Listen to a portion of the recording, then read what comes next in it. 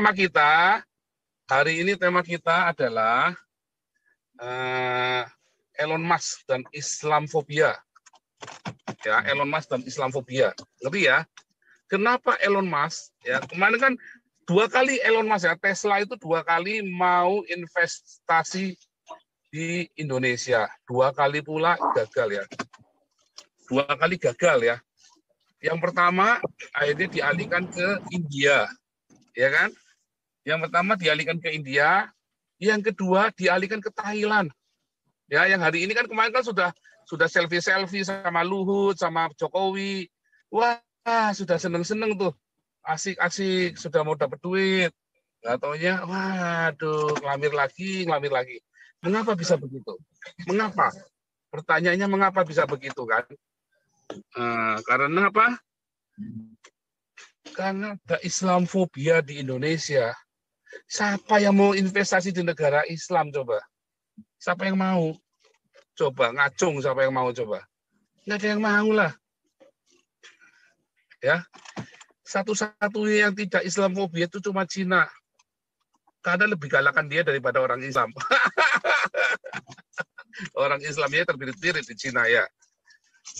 Ya, karena di negara komunis itu enggak urusan cetek jedor, enggak urusan dengan HAM. Ya kan? Nah, musuhnya orang-orang Islam ini kudunya memang ketemu orang-orang Cina, cetek jedor. Kamu ikutin aturan gini, nggak mau minggir kamu dari Cina. Kan begitu kan? Iya kan? Nah, masalahnya kan negara-negara barat kan malu-malu, ya kan? Negara barat malu-malu, negara-negara itu malu-malu. Yang berani itu cuma Cina, cetak jedor. Ya. Ngeri. Sekarang Anda coba ya, pawai khilafah di mana-mana. Kalau di Cina udah ditembak langsung. Kalau di kita, dilut-lut itu orang tua, mengapa begini, mengapa begitu. Kalau di Cina cetak jedor langsung. Nggak urusan. Ya kan? Berani mengibarkan ideologi lain selain ideologi komunis di Cina, cetak jedor, tembak tempat, saudara nggak pakai banyak omongan. Nah, di Indonesia lembek kayak tainya Gilbert, ya repot. Ya kan? Nah, coba Anda ke Cina, bawa-bawa bendera Amerika. Jangankan bendera Amerika, foto Yesus saja disuruh turun, saudara. Karena Yesusnya bukan Yesus yang orang Ibrani kan, Yesusnya siapa artis Amerika siapa? Yesusnya orang Amerika itu yang Passion of Christ itu. Yesusnya orang Amerika, dia bilang, ini orang Amerika bukan Yesus Kristus katanya si ini kan, katanya si Jinping. Ini Yesus Pak, katanya si orang Cina ya. Goblok kamu, turunin, nggak mau turunin masuk penjara kamu. Kalau di Indonesia sudah berkibar begitu saja, Anda masih lembek-lembek kayak tainya Gilbert. Elon Musk yang lihat, aduh, saya sudah investasi, nanti tinggal Allahu Akbar selesai. Allahu Akbar langsung wassalam. Ya kan udah investasi itu jutaan, miliaran, triliunan dolar Amerika bikin Tesla ya kan. Udah jadi, tiba-tiba mereka teriak rame-rame. Halo bubar. Oh, bubar. Wassalam. Mumet. Mumet, saudara. Jadi harusnya bagaimana dong? Harusnya singkirkan itu ideologi dan itu singkirkan, jangan sampai muncul. Islamnya nggak apa-apa, ideologinya jangan sampai muncul, bikin malu, tahu nggak? Saya sampai gede-gede, goblok bener ini orang-orang ini ya, nggak tahu malu ya, udah kere masih sok-sokan.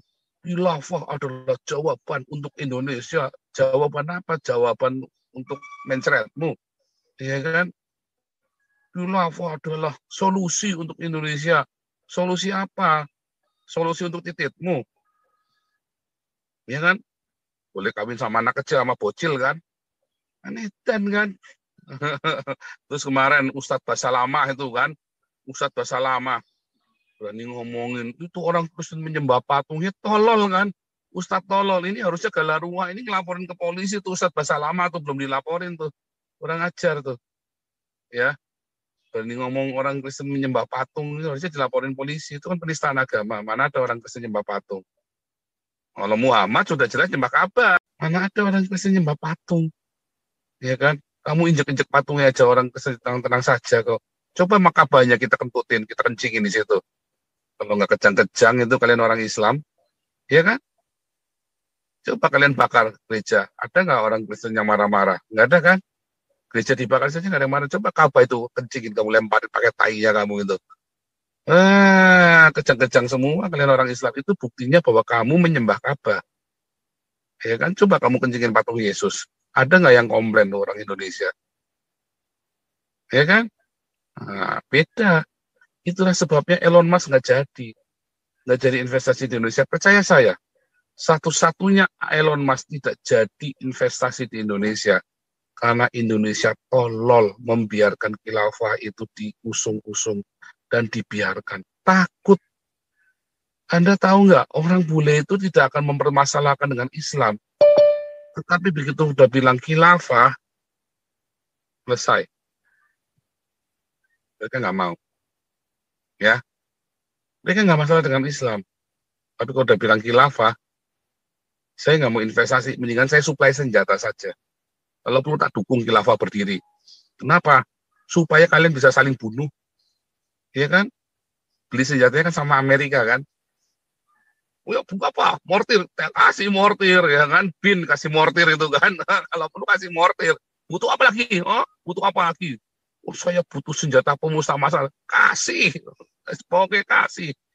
Kalian bunuh-bunuhan seneng mereka. Ya kan? Tapi mereka nggak mau investasi. Mereka akan kirim senjata. Para investor ini nggak akan mau investasi. Ya, kalau kamu ada khilafah di sana. Tetapi mereka akan kirim senjata dengan senang hati.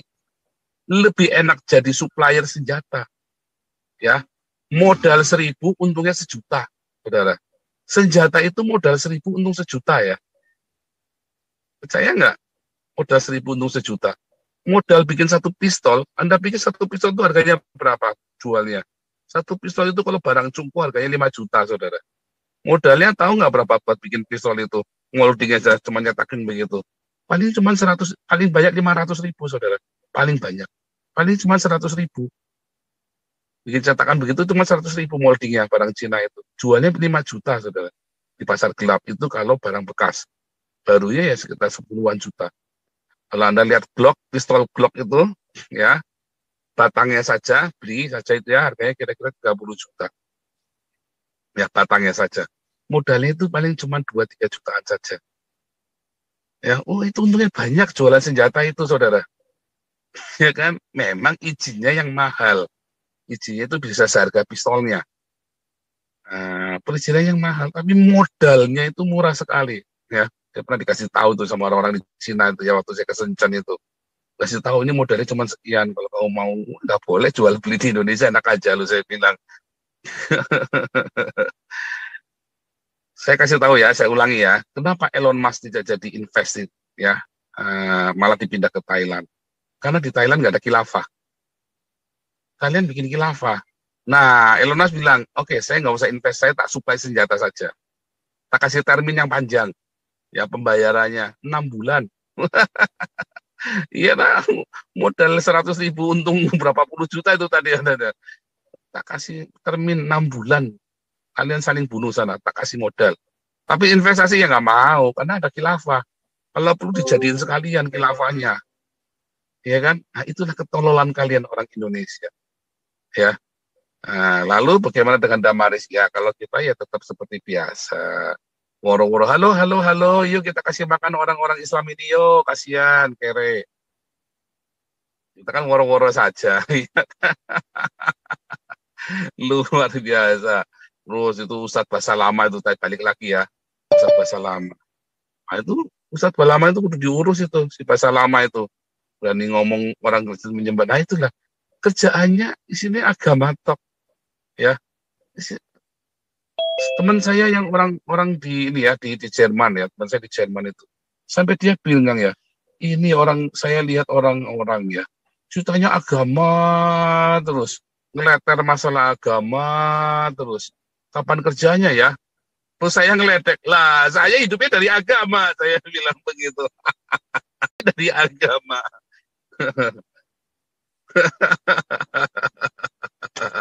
Luar biasa ya. Luar biasa, saudara. Luar biasa.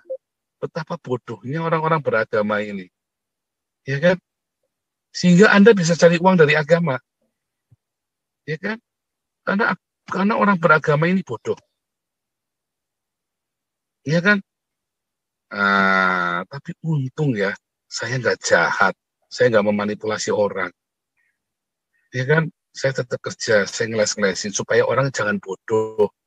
Tak ajari ini supaya jangan kamu ditipu sama Gilbert. Ya, tak ajari supaya kamu jangan ditipu sama Niko. Supaya kamu jangan ditipu sama berita-berita ini. Ya, Niko dulu baik ya. Niko itu dulu baik. Saya banyak cerita apa Niko itu dulu ya, itu baik sekali. Ya, orang berubah ya memang. Makanya doakan saya supaya jangan berubah ya. Saya tetap setia, ya, tetap jujur, mengelola bukan saya yang mengelola keuangan ya. Kan semua keuangan dikelola oleh Damaris, oleh Damar Kasih, oleh Galarua. Ya, kita mau bikin yayasan Mun Pagi buat ruang tolong menolong. Luar biasa. Ini ada kabar apa nih Pak Santi Amer ini? Atau Ya, Pak Putih ada kabar nih? kabar sih belum. Jadi teman-teman dulu kabar, nanti saya sampaikan ini. Kabar sih kabar biasa. Yang jelas, kalau Tapi bisa nggak dilaporin di bahasa lama itu ke polisi itu kan ngomong orang Kristen menyembah berhala itu.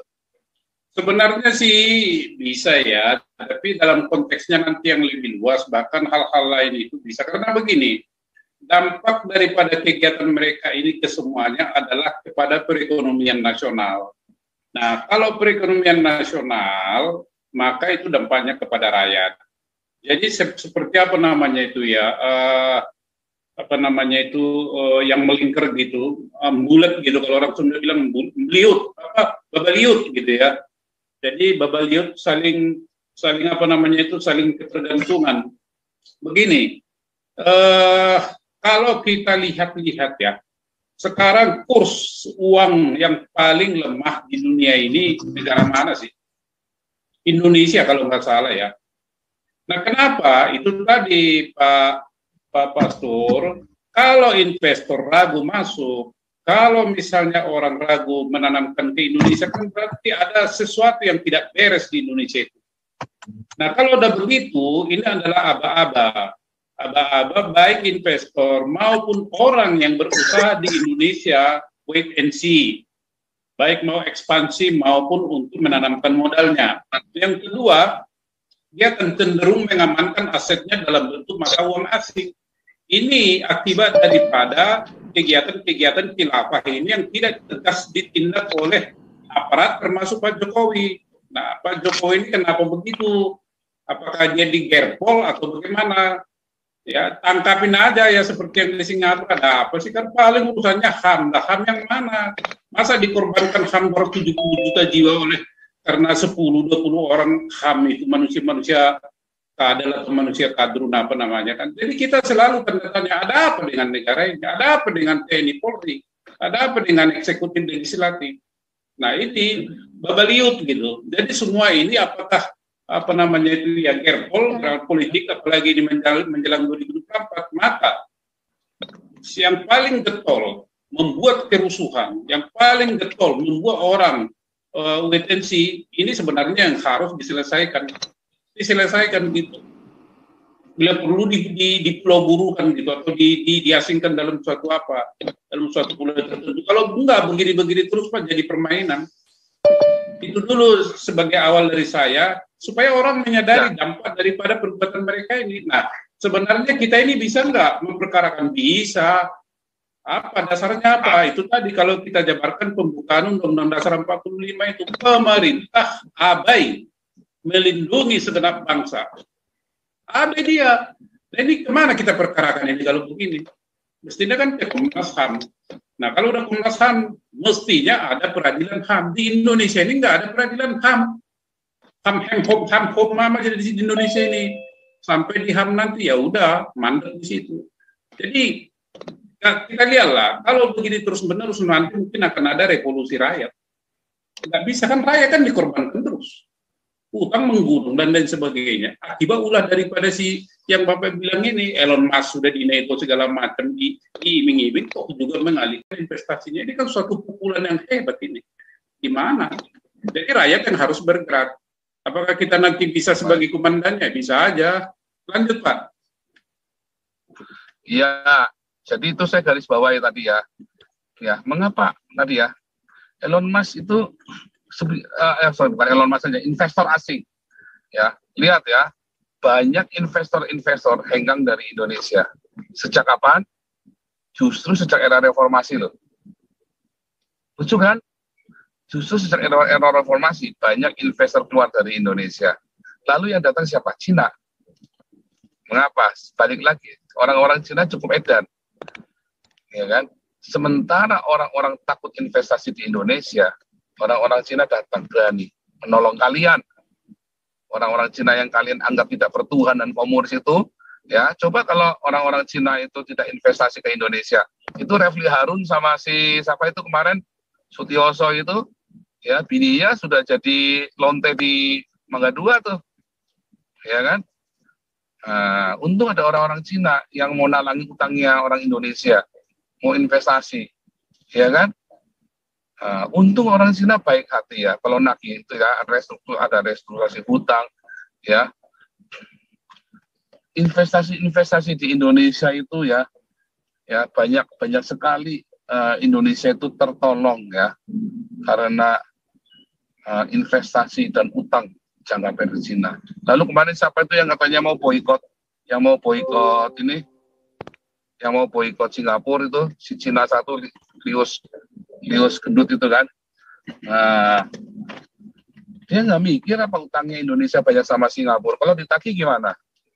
Boikot buat tagih utang rasa loh aja kan. Mampus lah goblok juga itu orang Lius itu. Sok-sokan mau boikot. Nah itu loh. Itu bangsa yang tidak tahu diri itu loh. Ya. Manusia-manusia tidak tahu diri. Sehingga menghasilkan mental-mental kere yang kayak gitu. Saya tidak suruh Anda untuk jadi minder wadah ya. Ya, saya nggak suka Anda jadi minder wadah. Tetapi Anda harus akui bahwa memang ada kekurangan. Saya selalu ajarkan ya. Akui kalau kita punya kekurangan, lalu perbaiki.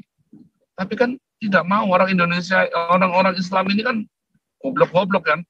Udah merasa dirinya paling hebat, tolol pula kan. Kan luar biasa kan. Udah merasa diri paling hebat, tolol. Namanya orang bebal, bukan orang sombong. Orang bebal itu.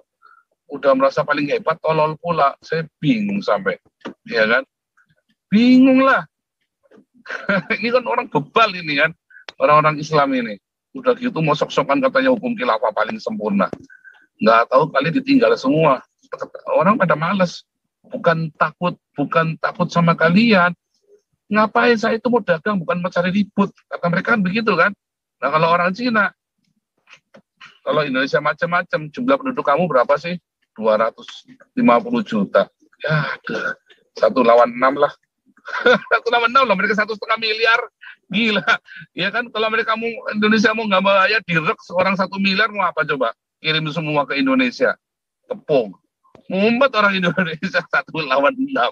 Oh ya saya pakai ilmu kaduragan segala macam loh. Kamu kira orang Cina nggak bisa, itu orang Cina bisa terbang gitu loh. Anda menjawab pakai film.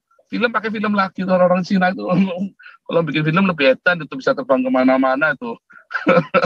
Malah kalian orang Indonesia belajar bikin filmnya dari Cina dongengnya kan. Mumet pokoknya. Nah, jadi saudara, Anda harus mengakui dulu memang ada yang salah di Indonesia. Memang ada yang tidak benar di Indonesia yang harus dibenerin. Jangan merasa diri hebat, saudara. Jangan merasa diri itu udah nggak ada salahnya. Ya, orang-orang Indonesia ini ya, kalian, nah saya makanya bilang ya, harusnya orang Indonesia itu belajar minta maaf. Belajar minta maaf. Ya, kalau kalian ingin benar-benar dibebaskan dari kemiskinan, dari kebodohan, Anda harus belajar minta maaf. Ya, sama siapa? Satu, sama orang-orang minoritas. Itu orang-orang Tionghoa dan orang-orang agama minoritas, suku-suku minoritas. Ya, pernah nggak negara Indonesia, pemerintah Indonesia minta maaf sama orang Batak? ketika 600.000, sedikitnya 600.000 ya, itu data yang saya punya. Kemarin ada yang bilang 1 juta lebih ya, bunuh orang Islam. Demi diislamkan, bunuh loh. Ada nggak permohonan maaf ya? Nggak ada lah. Ya kan? Nggak ada yang mohon maaf. Nggak ada permintaan maaf, rekonsiliasi. Ya kan? Nggak ada. Terus gimana coba caranya begitu? Ada nggak orang-orang pemerintah Indonesia minta maaf kepada korban yang disangka PKI, 3 juta orang yang dibunuh sama NU itu? Nggak ada. Ada nggak pemerintah minta maaf sama korban 98 Mei? Lempar-lemparan, malah ada yang mau bersaksi aja dibunuh itu kan kemarin. Ada nggak orang Indonesia, pemerintah Indonesia, minta maaf untuk orang-orang Ahmadiyah yang dibunuh? Orang-orang Gavatar, ada nggak pemerintah minta maaf? Nggak ada pemerintah minta maaf sama orang Gavatar. Ada nggak pemerintah minta maaf sama orang-orang Syiah yang di Sampang? Pemerintah nggak pernah minta maaf karena gagal melindungi rakyatnya. Dari kebiadaban rakyatnya sendiri. Pemerintah nggak pernah minta maaf. Kenapa pemerintah tidak berani minta maaf? Karena bangsat biadab pemerintah Indonesia itu. Kalian cuma memikirkan duit saja. Ya kan? Akhirnya kalian tolol. Ada khilafah. Ya kan? Nggak berani kan? Jokowi mana berani? Nangkepnya aja takut-takut kan? Kan sudah saya bilang dari awal. Siapapun berani nyebut khilafah, lah ciduk. Saya nggak bicara saya sebagai orang Kristen. Saya bicara sebagai seorang rakyat yang waras. Begitu ada orang bilang khilafah, cetak jedor, hilang.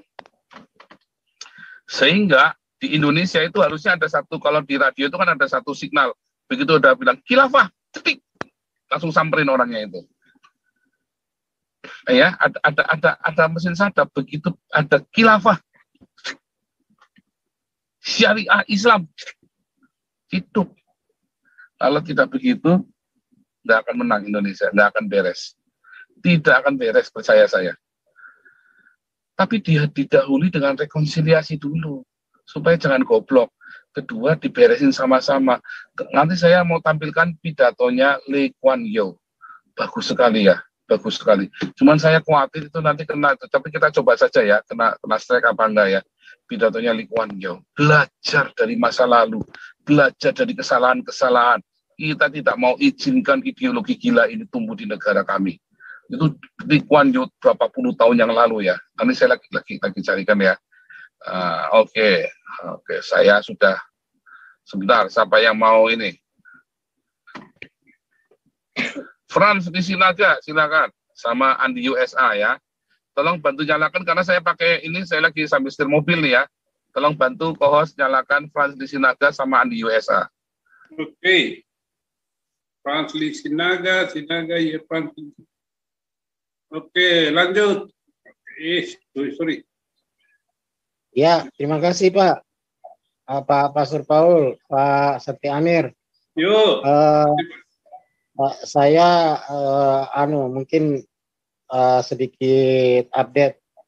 Tadi pagi itu saya lihat di grup Galarua di Telegram itu sudah ada dijadikan tersangka pemimpin-pemimpin khilafah yang itu di Brebes itu. Jadi sudah dijadikan tersangka oleh pihak kepolisian di Polda Jawa Barat, Jawa Tengah. Hanya kalau menurut pendapat saya itu kayak polisi India sudah terlambat. Kan mestinya tanggal 1 kegiatannya, ya paling lambat tanggal 2 sudah harus langsung dijadikan tersangka. Ini masih konsultasi ke mana-mana, ke NU lah, ke MUI dan segala macam. Nanti sudah keluar saksi-saksi ahlinya itu sudah berapa orang baru itu dijadikan tersangka. Mestinya langsung diamankan duluan, nanti belakangan baru dipanggil saksi-saksinya, saksi ahli dan lain sebagainya. Itu yang update Pak, yang update ada di grup di Galarua Pak Santi Amir, di grup Telegram. Nah, kemudian itu satu, kedua mengenai ini Pak, yang investor asing itu kalau kita lihat secara di bursa itu setiap minggu itu rata-rata itu 5 triliunan itu orang invest ke Indonesia asing. Tiap minggu Pak, setiap minggu. Jadi dalam kuartal kedua ini itu sudah berapa puluh miliar itu, triliun masuk ke Indonesia. Sudah mau 400-an triliun, ya banyak, cukup banyak. Tetapi itu untuk stokis ya, bursa saham. Tetapi kalau Elon Musk ini saya mungkin agak sedikit berbeda tanggapannya. Gini Pak, Elon Musk itu kan rencana dia kan mau bangun pabrik baterai. Sementara bahan baku baterainya itu kan tidak ada di Thailand Pak, tidak ada di Thailand, tapi yang ada di Indonesia. Nikel dan macam-macam lah. Litium ya, bahan baku litium dan lain sebagainya. Itu cuma ada Indonesia, dan Indonesia itu kan sudah mengeluarkan semacam kebijakan bahwa tidak bisa diekspor keluar itu dalam bentuk bahan baku, harus bahan jadi Pak. Sehingga ya mungkin saya kurang paham bagaimana nanti bahan bakunya dari Indonesia bisa ke Thailand. Padahal kan itu sudah ada peraturan yang dibuat oleh Presiden. Dan saya kira juga mungkin kita belum bisa mengambil kesimpulan bahwa nanti Elon Musk itu nanti mau nanam saham di Indonesia buat bikin pabriknya atau tidak, karena ini masih istilahnya masih mengambang juga. Tapi Korea itu ya mereka sudah mulai bangun pabrik Pak di Indonesia. Pabrik untuk baterai mobil listrik dan baterai untuk motor. Itu mungkin dari saya untuk update-nya Pak. Semoga Elon Musk biarpun mungkin dia akan bangun pabrik di Thailand, tapi baterainya itu dia akan bangun di Indonesia. Begitu Pak. Terima kasih. Shalom.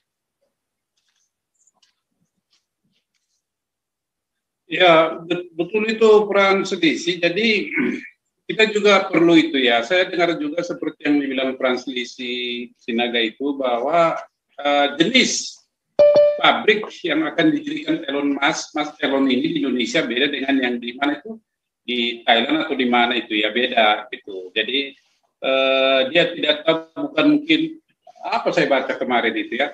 Tetapi beginilah. Kita doakan dan kita berharap dia tidak membatalkan investasinya di Indonesia, kan gitu. Karena ini orang kan sakti banget gitu ya, sakti banget. Sama dengan misalnya Ronaldo. Kalau Ronaldo dia pegang itu teh botol sosro, dia pura-pura minum begini aja teh botol sosro, langsung naik itu saham daripada pabrikan teh botol sosro itu, ya kan? Langsung naik sahamnya.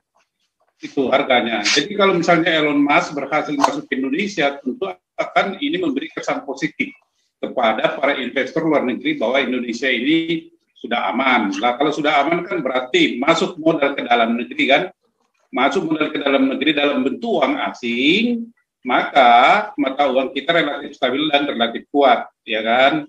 Tetapi kalau ini tidak jadi, ya udah lampu merah gitu. Lampu merah ini bagi Indonesia. Mestinya waspada. Ini pemerintah kita ini, penyelenggara negara, terutama di eksekutif ya, dan legislatif dan parpol. Nah, saya kembali lagi, parpol ini yang nggak bener nih gitu loh. Sebenarnya pengkhianat itu siapa sih? Nggak usah jauh-jauh lah, siapa pengkhianat itu? Pengkhianat itu adalah parpol yang tidak berasaskan Pancasila. Udah itu aja. Yang tidak percaya pembukaan Undang-Undang Dasar 1945. Cari sendiri nama parpol itu yang harus di bumi hanguskan itu. Ditutup. Ya, bila perlu di demo gitu kan. Orang yang berasaskan Pancasila aja belum tentu menjalankan, apalagi tidak. Nah, jadi semua itu omong kosong lah. Bagi saya juga ini Pancasila ini sakit atau sakit gitu kan. Jadi saya buat karikatur, ya. Saya buat karikatur begini. Saya buat karikatur begini. Ada murid bertanya kepada guru. Murid bertanya, Pak, kenapa orang di Indonesia getol dengan ideologi lain selain Pancasila, antara lain khilafah? Terus ada satu orang lagi murid di sampingnya, ya Pak, pertanyaan saya sama. Guru menjawab begini, katanya, soalnya begini, penyelenggara negara itu gagal membuktikan bahwa Pancasila itu bisa membawa rakyat Indonesia menjadi sejahtera, berkeadilan, dan adil berkesejahteraan. Gagal mereka membuktikan, jangan disuruh kita membuktikan. Jadi ini artinya apa? Semua penyelenggara negara yang menggagalkan Pancasila itu bisa diselesaikan itu.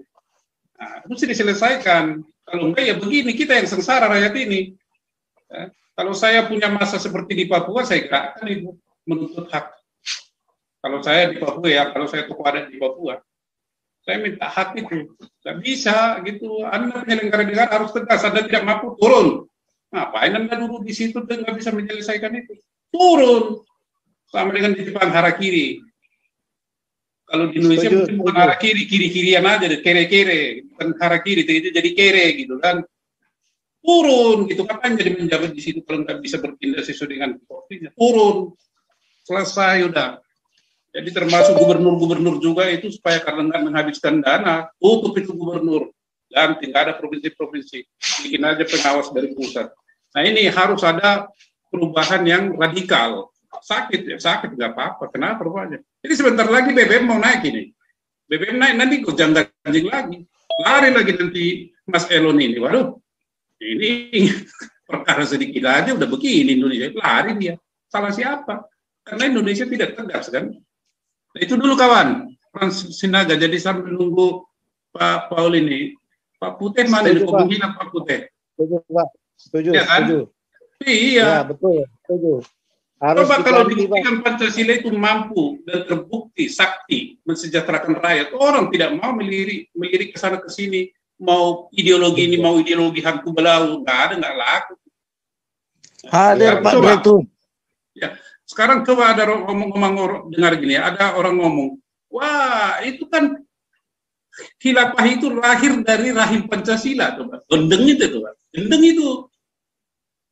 Ya lahirlah karena Pancasilanya juga dibikin bukan sakti, malah sakit. Ya benar lah. Dari orang sakit kan lahir yang sakit, lebih sakit lagi. Bolehlah ditambah Pak Maesa Putih, Pak Putih, atau Pak siapa ini, Pak Andi Usa, USA. Dan bisa masuk, iya Pak. Thank you. Selamat pagi, selamat malam, selamat sore. Lanjut Pak Direktur. Ini saya boleh masuk nggak nih Pak? Silakan Pak Andi. Oke, sorry, itu kemana aja tuh si Pastor Paul 2 hari nggak nongol dia. Anyway, lagi semedi nyiapin material. Aduh. Anyway, saya ada sedikit banyak masukan ya mengenai Tesla ini, soalnya saya kan sendiri di sini investor. Kesatu, Elon Musk sudah belajar dari kejadian sebelumnya waktu baru mulai bikin Tesla, itu kan dia ada partner sama si Panasonic. Jadi Panasonic itu yang bikin baterai, yang bikin mobilnya. Setelah berjalan berapa tahun dikerjain sama Panasonic, ya kan? Dikerjain, supply-nya dikurangi, harga dinaikin segala macam. Dia dikerjain, dia ngamuk si Elon, bilang gua bikin baterai sendiri, ya kan? Dia harus bikin baterai. Nah, sekarang Panasonic kelapak-kelapak dia jualnya ke Toyota, ke Korea, gini. Anyway, terus habis itu dia dikerjain lagi dengan ini keadaannya yang sekarang ini, chip ya, the shortage of chip ya. Jadi sekarang kalau beli mobil di Amerika sekarang nggak ada barang Pak, barang kosong. Kali mobil, apalagi mobil baru, kosong semua, harus inden 2 bulan, 3 bulan. Padahal mobil kayak Honda Civic, Honda Accord, mobil-mobil yang biasa, nggak ada duit nggak bisa beli sekarang di sini. Ada pun ada, harganya dinaikin, ditambahin kira-kira tambahin 5.000 sampai 10.000 US dollar. Jadi orang-orang pada rebutan itu. Jadi terus habis gitu Elon Musk bilang lagi, chip, gua nggak mau tergantung lu. Gua bikin chip sendiri. Dia bikin pabrik lagi chip. Makanya sekarang Tesla punya production nggak terganggu. Mereka produksi jalan terus. Nah, terus apa lagi? Terus dikerjain lagi sama orang Cina. Ya, pabrik yang di Shanghai itu karena COVID ditutup sampai berbulan-bulan. Elon Musk bilang kita harus produksi kalau jalan. Ya, orang pemerintah Cina nggak boleh shutdown ini pandemik di Shanghai. Jadi itu pabrik total. Padahal pabrik Shanghai itu untuk supply Asia sama Eropa. Stop. Wah, dia ngamuk lagi. Ya kan? Nah, terus ke India. Nggak tahu kenapa India cancel dikerjain sama pemerintah, saya nggak tahu. Jadi akhirnya dia yang besarin di Texas, the mega factory yang di Texas sama yang di Eropa. Nah, di Eropa pun itu dikerjain juga sama orang-orang lokal katanya yang polusi lah apa-apa. Akhirnya buka juga. Nah, waktu saya lihat Pak Luhut sama Pak Jokowi salaman sama si Elon Musk ini, saya udah bilang sama bini saya, gak mungkin buka di Indonesia, gak mungkin itu udah tempo hari udah gagal, sekarang gagal lagi. Soalnya kenapa? Kalau dari sudut pandang, ya tadi Bapak itu bilang sudut pandang bahan baku, memang ya itu urusan lain, tapi dari sudut pandang politik, mungkin dia bisa buka pabrik in the next 2 years, ya dalam waktu 2 tahun lagi. Kalau begitu Jokowi turun, mereka nggak tahu ini siapa, the next president ini siapa, bisa khilafah. Nah, kalau soalnya apa? Orang-orang yang punya duit, orang-orang Tionghoa semuanya kan larinya ke Singapura kalau Indonesia ramai. Jadi mereka nggak vote, ya kan? Nggak memilih, mereka nggak mau tahu. Orang-orang macam kayak Louis itu yang Cina gendut itu, dia pada takut dibunuh kan, lari ke Singapura. Jadi nggak ada yang ikut pemilihan. Nah, rakyat yang ketinggal ini yang kasihan banget kan, bener. Nah, terus Elon Musk ini kan investasinya kan itu triliunan, itu bukan uang kecil, itu uang besar. Nah, kalau setelah 2 tahun ini terus pemerintahnya politically nggak stable ini, terus gimana? Dia itu investasi gede, itu duit dia. Kita nggak bisa nyalahkan dia, kan? Itu duit dia, duit investor juga, ya kan? Nah, terus ke satu, terus kedua, nah kan dia udah lihat orang-orang buru-buru di Indonesia ini mentalitinya, dikit-dikit demonstrasi, dikit-dikit mogok.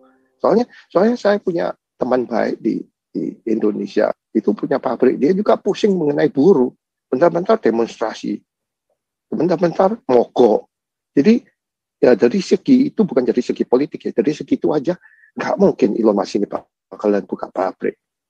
Soalnya di sini aja ini minggu lalu dia ngamuk katanya, kan sekarang gara-gara pandemik banyak orang yang kerja dari rumah, ya, work from home. Nah, si Elon Musk ngamuk, kalau kamu mau kerja dari rumah, keluar dari Tesla, kamu nggak usah kerja sama kita. Kamu harus report in person kerja. Jadi ya ini orangnya ini keras. Jadi Indonesia sebentar demo, sebentar mogok, ya repot. Jadi ya terus pindah ke Thailand. Ini bagus sekali. Orang Thailand itu kerja bukan main, kerja kayak kebo ya, orang Jawa dia. Kerjanya itu wah hebat. Nah, dia nggak ada politikal, dia memang negara Hindu Buddha gitu, tapi mereka kalau udah kerja politically stable. Nah, untuk bahan baku, tak rasa mereka mau buka di Thailand ini bukan untuk, ya mungkin untuk pabrik baterai juga, mungkin juga assembly. Soalnya si Elon Musk ini udah thinking ini downsize yang di Shanghai, udah di downsize, dia udah kecewa dengan Shanghai, ya kan? Nah, orang Indonesia ini yang kartun ini mereka nggak lihat. Tadi Pak Santi Amer udah nyebut rupiah. Rupiah kita itu berapa sekarang? 14.015 sama 14.6, 14.5. Indonesia ini nggak mikir. Malu-malu di negara. Ya punya nilai rupiah nggak ada nilainya, ya kan? Nah, terus lagi pula buka pabrik Elon Musk di Indonesia. Aduh, tiap hari bisa di demo ini Amerika ini kafir. Amerika ini kafir, negara kafir. Jangan gua bikin chip sendiri. Dia bikin pabrik lagi chip. Makanya sekarang Tesla punya production nggak terganggu. Mereka produksi jalan terus. Nah, terus apa lagi? Terus dikerjain lagi sama orang Cina. Ya, pabrik yang di Shanghai itu karena COVID ditutup sampai berbulan-bulan. Elon Musk bilang kita harus produksi, harus jalan. Ya, orang pemerintah Cina nggak boleh shutdown ini pandemik di Shanghai. Jadi itu pabrik total. Padahal pabrik Shanghai itu untuk supply Asia sama Eropa. Stop. Wah, dia ngamuk lagi. Ya kan? Nah, terus ke India. Nggak tahu kenapa India cancel dikerjain sama pemerintah, saya nggak tahu. Jadi akhirnya dia yang besarin di Texas, the mega factory yang di Texas sama yang di Eropa. Nah, di Eropa pun itu dikerjain juga sama orang-orang lokal katanya yang polusi lah apa-apa. Akhirnya buka juga. Nah, waktu saya lihat Pak Luhut sama Pak Jokowi, wah salaman sama si Elon Musk ini, saya udah bilang sama bini saya, gak mungkin buka di Indonesia, gak mungkin itu udah tempo hari udah gagal, sekarang gagal lagi. Soalnya kenapa? Kalau dari sudut pandang, ya tadi Bapak itu bilang sudut pandang bahan baku, memang ya itu urusan lain, tapi dari sudut pandang politik, mungkin dia bisa buka pabrik in the next 2 years, ya dalam waktu 2 tahun lagi.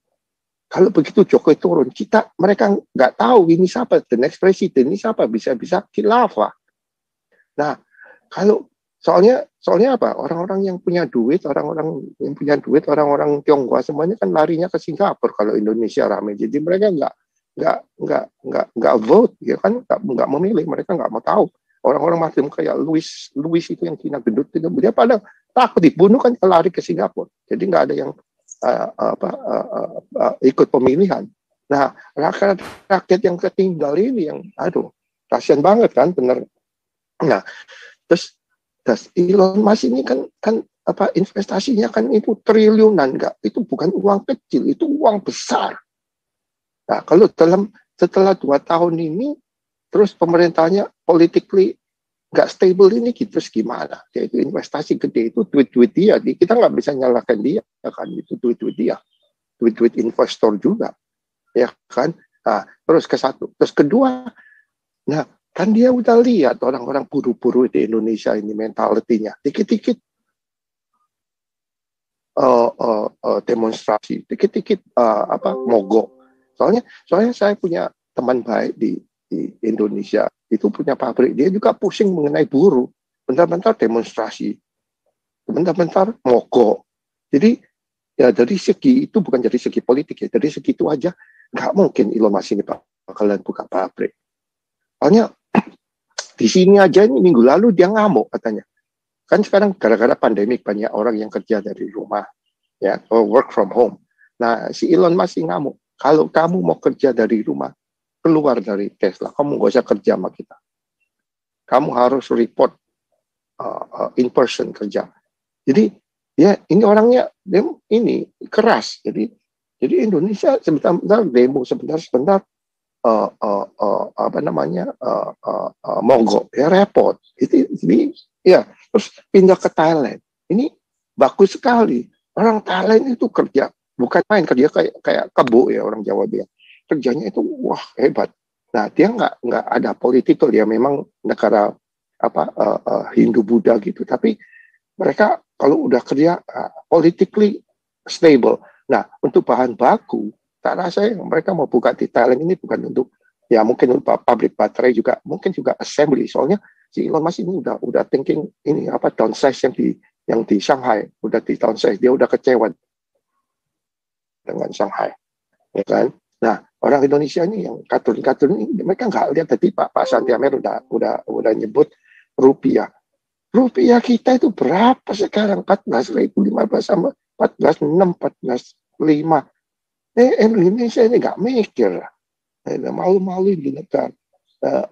Ya pun punya nilai rupiah nggak ada nilainya, ya kan? Nah, terus lagi pula buka pabrik Elon Musk di Indonesia. Aduh, tiap hari bisa di demo ini Amerika ini kafir.